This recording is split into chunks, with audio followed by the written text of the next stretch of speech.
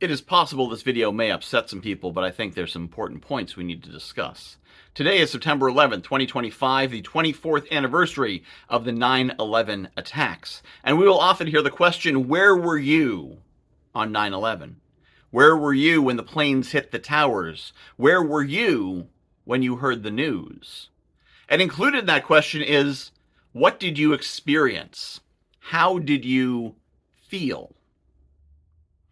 Most people felt shocked, saddened, and then angry. We were hit, we wanted to hit back. In that moment, we were filled with rage. We were filled with a desire for revenge, desire for action, any action, do something. And for 24 years, we have been asked to relive that moment.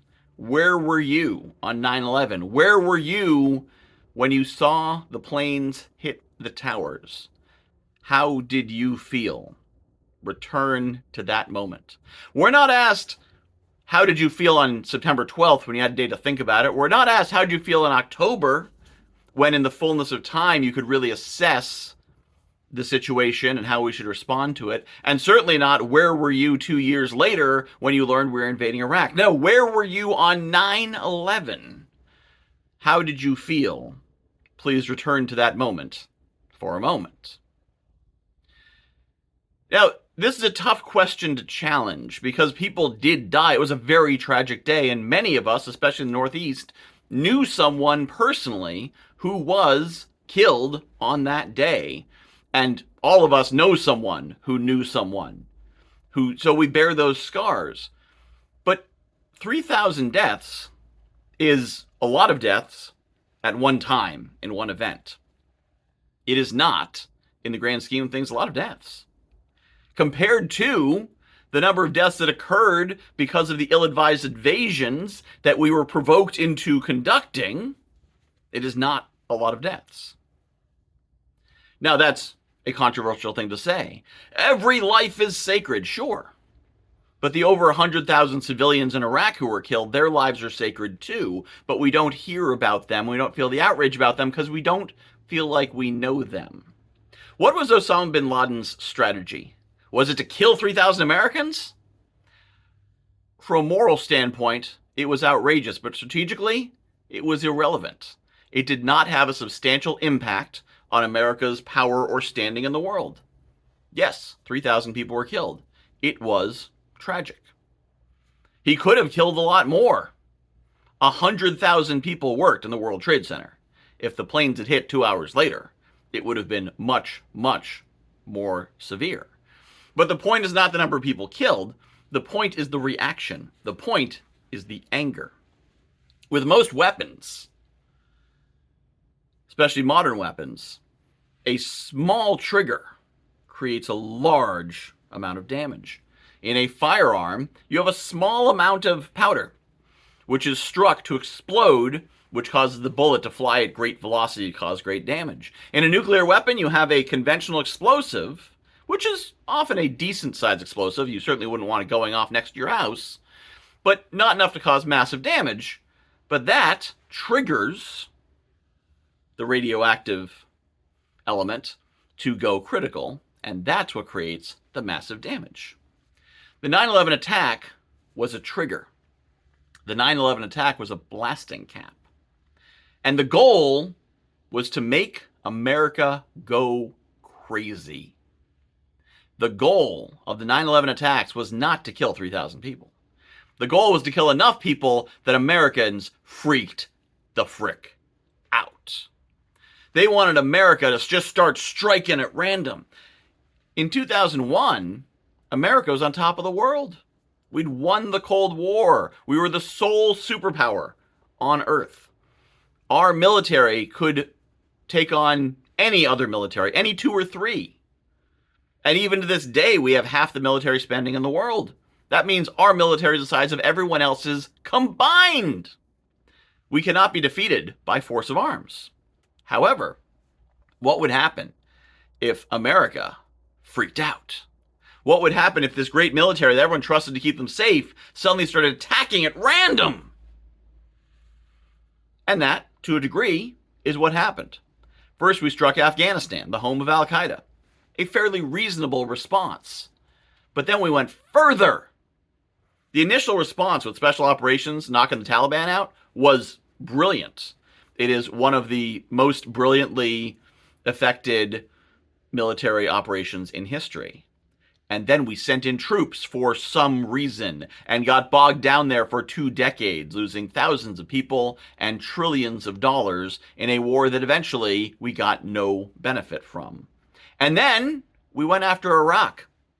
Saddam Hussein was an enemy of al-Qaeda, not a supporter. Saudi Arabia was a supporter of al-Qaeda, and they were then and are now still our allies. But Iraq, we went after. Because our president at the time wanted to. Because his father couldn't finish the job, and he wanted to finish what his father started. And we got bogged down there as well. And we cleared the path for ISIS and ISIL and various other organizations. We cleared the path for Iran to become a regional power. Al-Qaeda could not in their wildest dreams have hoped of that outcome, except it was their goal. Did they know we'd attack Iraq? Maybe they did, maybe they didn't. Did it serve al-Qaeda's interests? Absolutely. And what caused us to do these things? Because we got angry. Irrationally, vengefully angry, and we wanted to do something. Hit someone. Take action. And bombing some terrorists in some caves just didn't have that satisfying crunch of knocking a world leader out of leadership and regime change in a mid-level regional power, like Iraq did. The goal was to make us angry. The goal was to make us overreact, and we did, and we turned on our allies. Remember freedom fries? Because those French wouldn't back us up, because the French said, whoa, I get that you're upset, but Iraq wasn't involved. Slow your roll. And we said, screw you, France. If you're not with us, you're against us. That's what the president said. If you're not with us, you're against us. To our allies, to the French, to the Germans, to countries that have been our ride and die for half a century, we said, if you're not with us, you're against us. Back off. And started creating that wedge. Well, here we are 24 years later. Our alliances are fraying. And our division is increasing because the enemies of America, and there are many enemies of America, the enemies of America looked at 9/11 and said, we can't beat them on the battlefield, but maybe we can beat them in their hearts and minds. Whether it's a terrorist in a cave or a hacker in some Chinese bunker, or North Koreans or Russians or American white nationalists up in, some cabin in Oregon, or whoever they are, they want to see America divided. They want to see us angry. And the anger of 9/11 faded. The event passed. Eventually we found bin Laden and we killed him. We disassembled al-Qaeda. And the enemy that drove us went away. So our enemies discovered they needed to give us a more persistent enemy. Each other. Hey, conservatives, look at what those liberals are doing. Hey, liberals, look at what those conservatives are doing. And what we see today is the othering of the other side. Most of you have friends on the other side, hopefully. Maybe you've fully isolated yourself. Most people have a few friends who are liberals or conservatives. And yet you paint with a broad brush. Conservatives are this, liberals are that. And what's interesting is those messages are starting to converge. I am seeing liberals saying conservatives are dangerous and violent and trying to destroy America. And I am seeing conservatives saying liberals are dangerous and violent and trying to destroy America. And once you fully other your own people, once you can fully other, see as non-human and non-Americans, fellow Americans, it becomes very easy to justify sending troops into our own cities. It becomes very easy to justify assassinations. It becomes very easy to justify all manner of evil as we fight ourselves. Not each other, ourselves. When Americans fight Americans, we are fighting ourselves. And as Abraham Lincoln said, a house divided against itself cannot stand. They want us to hate. Whether they are terrorists in mountain caves, or they are Russian operatives, or they are North Korean hackers, or they are American radicals, they want us to hate each other. They want America to turn on itself. They want us to be what Abraham Lincoln was talking about when he said a house divided against itself cannot stand.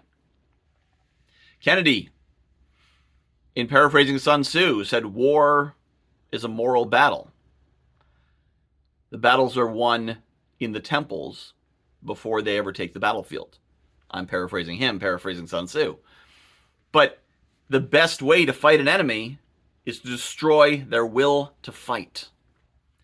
No great empire or great nation has been destroyed by outside forces.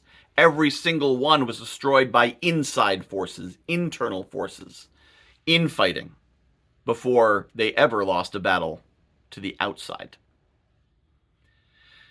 They want us to hate each other. And the only answer is to say no. I refuse to hate each other. I refuse to hate another American. I don't care who they are or what they've done. There are some that I wish would leave the field. And there are some who, if they pass away in some way, I will be relieved. I will not be happy. I will not be celebrating. I will be pleased that a person who is doing evil is no longer doing evil. I won't be happy they died. I would be just happy if they'd retire. I'd be just happy if they'd see the error of their ways. I'd be just happy if they decide to retire and go down to Costa Rica and live on the beach and sip from coconuts. But I don't hate them. I choose not to hate anyone. I choose to instead love America. I choose to instead love my fellow Americans. When Jesus said the greatest commandment is love God and love your neighbor, and when asked, who is my neighbor, he answered with the story of the Good Samaritan, he meant that hate is the tool and objective of Satan. God's people hating each other serves Satan's interests like nothing else. And thus, love your neighbor. It doesn't mean support your neighbor. It doesn't mean help your neighbor do bad things. It means love. It means see them as one of God's children. See them as one of God's beloved children, even if they are misguided. Many of us are misguided. You may see me as misguided. I may see you as misguided. And yet we can still love each other and say, I hope the best for you. I pray for the best for you. I also pray you receive some wisdom. But I also pray that you are happy and healthy and have a joyful life. And in fact, I think a lot of people, if they could have more happiness, health, and joy in their lives, would be a lot less dangerous and a lot less hateful. So I choose love. I choose love because it's a good strategy. I choose love because it works. I choose love because they want us to hate. They are playing us. They are manipulating us. I don't like getting played. I hate getting played. I choose love because I hate getting played. You want to choose hate? Go for it. If you enjoy being a pawn, great idea. If you hate being played, choose love. Because that's the only way the good guys win. Bad guys win with hate. So this September 11th, if you want to honor the people who were killed, if you want to honor the victims of September 11th, do it with love. Because September 11th, those 3,000 deaths were only the beginning. Tens of thousands, hundreds of thousands died after because Americans were manipulated into hate. Americans did Al-Qaeda's bidding by losing our minds. So if you want to honor those people, choose love.